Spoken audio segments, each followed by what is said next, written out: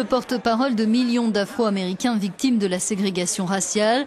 À l'occasion du 50e anniversaire de la marche sur Washington, le pasteur Jesse Jackson évoque pour Euronews ce 28 août 1963 et les relations intercommunautaires aux États-Unis. Révérend Jackson, merci beaucoup de nous accorder cette interview. Permettez-moi de commencer par une question personnelle. Quel souvenir gardez-vous du 28 août 1963? Que vous rappelez-vous de cette journée? Je me souviens d'être arrivé ici en 1963. Je venais de sortir de prison à Greensboro, en Caroline du Nord, parce que j'avais essayé de me comporter comme n'importe quel usager des services publics. Et on éprouvait un mélange d'inquiétude, de peur et d'espoir. On était inquiets. Allait-on réussir à atteindre Washington et à revenir? Quelque chose allait-il nous arriver en passant la frontière à bord d'une voiture immatriculée dans un autre État? Medgar Evers avait été tué le 12 juin et son meurtre occupait tous les esprits.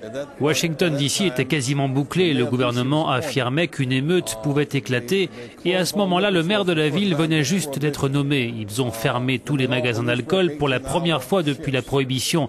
Les policiers faisaient des journées de 18 heures. Ils ont mobilisé des hommes dans les 5 bases des environs. Cette ville était bouclée et pourtant dans ce terreau, une fleur magnifique a poussé regroupant des Noirs et des Blancs qui chantaient ensemble, s'inspiraient mutuellement et notre quête de liberté et de dignité était plus forte que la résistance de ceux qui refusaient de nous accorder cette liberté, cette dignité.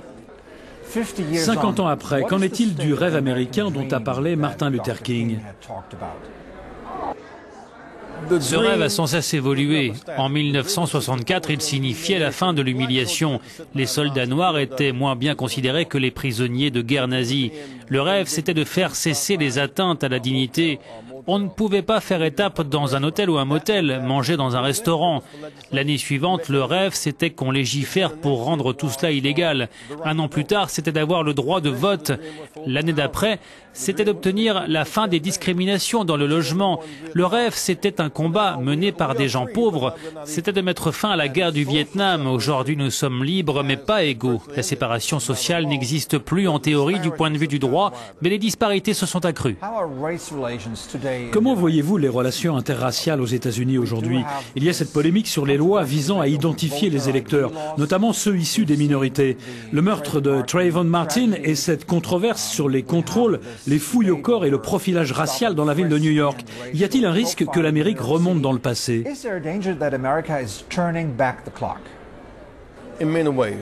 Oui, à bien des égards. Trayvon Martin a été tué. Il était innocent. 136 Noirs ont été tués l'an dernier par un shérif, un adjoint ou un vigile. Pas un, mais 136.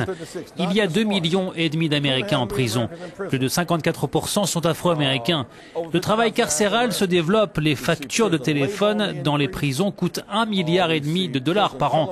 Les entreprises cotées en bourse, propriétaires de prisons, représentent une véritable industrie. La détention préventive devient courante. Les gens peuvent rester détenus jusqu'à 5 ans dans l'attente de leur procès. C'est pire qu'à Guantanamo. Donc une certaine laideur gâche notre beauté. Et franchement, aujourd'hui, les sentiments sont vraiment mitigés dans ce pays. Le côté positif, c'est que Barack Obama est devenu président. Il représente le couronnement de notre succès après 54 ans de lutte. Le côté négatif, c'est qu'il est attaqué. On le traite de non-chrétien, de non-américain. C'est toute cette laideur infâme qui actuellement gâche notre beauté.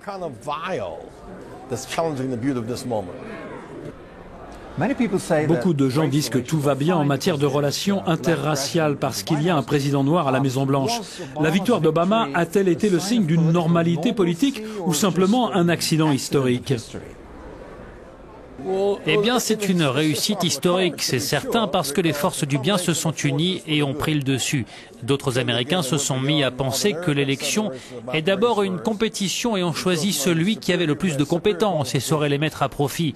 Le scrutin nous a donné un sentiment de satisfaction. Mais il y a eu un autre élément qui nous a rendus très inquiets, et il n'avait pas lieu d'être. Le sud des États-Unis n'aurait pas dû se sentir menacé par nos progrès. Les droits civiques ont permis au nouveau sud d'être prospère. Sans eux, Honda, Mitsubishi, Toyota, toutes ces entreprises n'auraient pas investi dans le sud.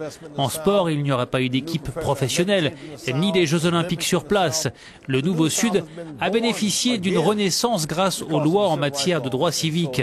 L'ironie dans tout cela, c'est que ceux qui profitent le plus finissent souvent par être les plus mauvais et les plus effrayés. Au-delà d'Obama, est-ce que la communauté afro-américaine a plus de pouvoir? Pensez-vous qu'il y aura de nombreux Obama dans l'avenir?